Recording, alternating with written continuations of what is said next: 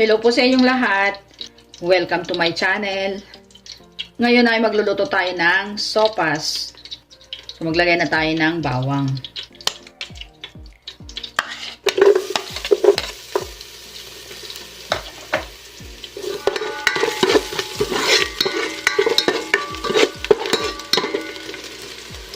Yan, ilagay na rin natin ang ating sibuyas. At ang ating bawang ay nasunog na.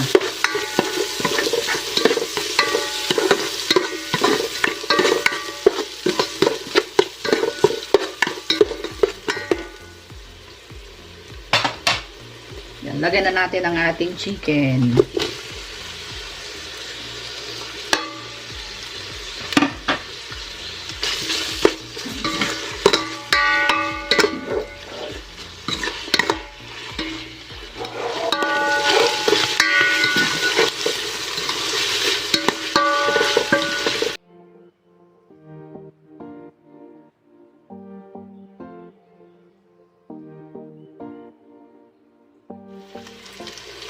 Yan, maglalagay tayo ng konting pamintang doon.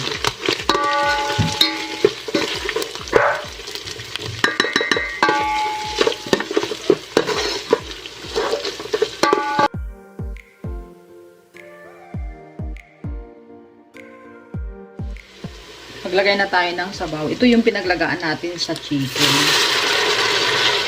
Lagay natin.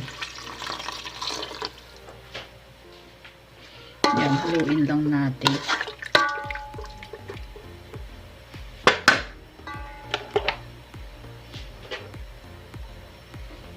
Yan. Dagdagan pa natin yung sabaw niya.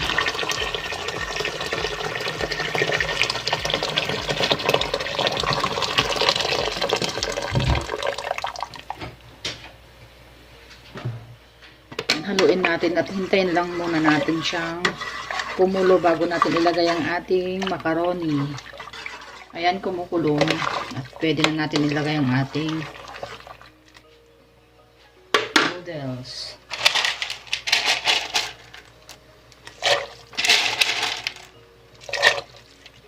Yan. Ang ating macaroni. Yan, maglalagay na tayo ng asin. Konti lang muna yung nilagay natin kasi mamaya tetemplahin pa naman natin. Yan, pakuluan lang natin siya. So, yan. Halu-haluin lang natin. Yan. Ang tagal pa to. Pa lang siya.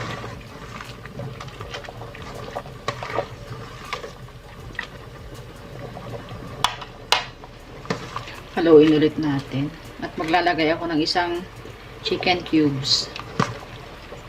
Yan.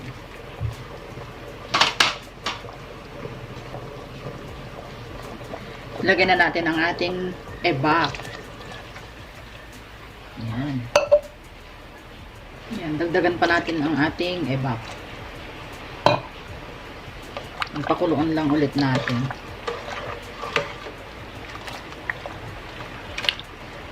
Hindi pa luto yung ating macaroni.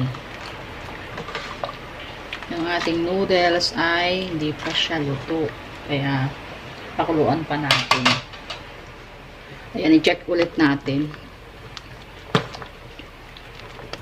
Yan, malapit na siyang maluto.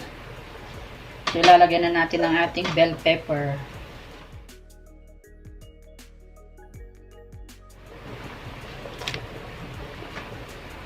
Yan, haluin ulit natin.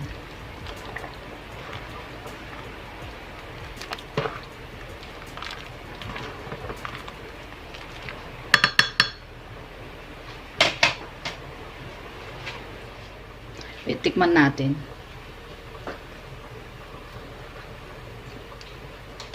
Kailangan natin maglagay ng asin, matabang. Yan.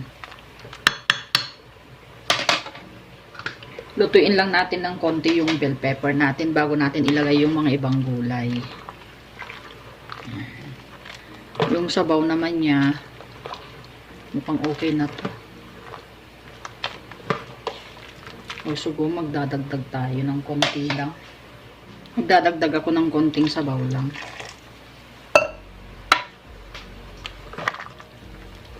kasi masarap ang sabaw ng sopas. Lalo na ganito. 2 linggo na kaming walang araw. Puro ulan dito sa amin. Yan. Pamula pa nung bagyong Ega, hindi na kami sinikatan ng araw.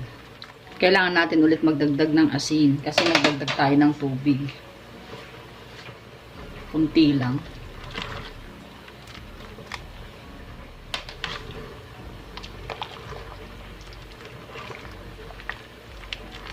Tikman ulit natin yung kanya, sabaw niya.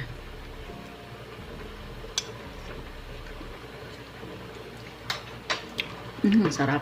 Lasang-lasa mo yung bell pepper. Yan.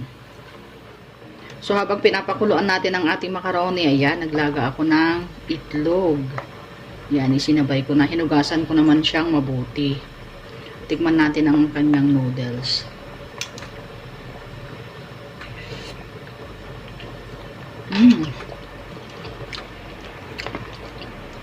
Lagyan na natin yung mga ibang gulay. Yung carrots natin. At saka nung umbok. O bagyo pechay. Sabay-sabayin na natin. Sarap ang gulay niya.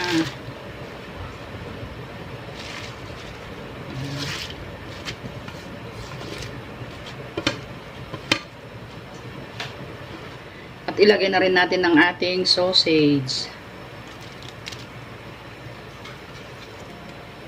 Ayan. Pakuluan ulit natin at lutuin lang natin yung nilagay natin na mga gulay. Ayan, haluin natin.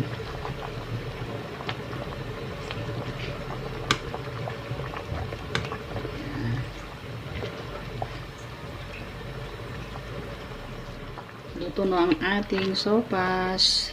At magmerienda tayo ng mainit na sopas. Ayan. Okay na ito. Luto na ang ating gulay. Kaya, ready to serve ng ating macaroni soup o chicken sopas. At sana po nagustuhan niyo po ang ating recipe ngayon. At kung nagustuhan niyo po, please like at paki-share na rin po ang ating video. At kung bago ka pa lang sa aking channel, please subscribe at pindutin na rin yung notification bell para updated kayo sa tuwing may bago tayong recipe. Kita-kita tayo ulit sa mga susunod ko pang mga video. Marami pong salamat sa panonood. Ingat po tayo palagi. God bless.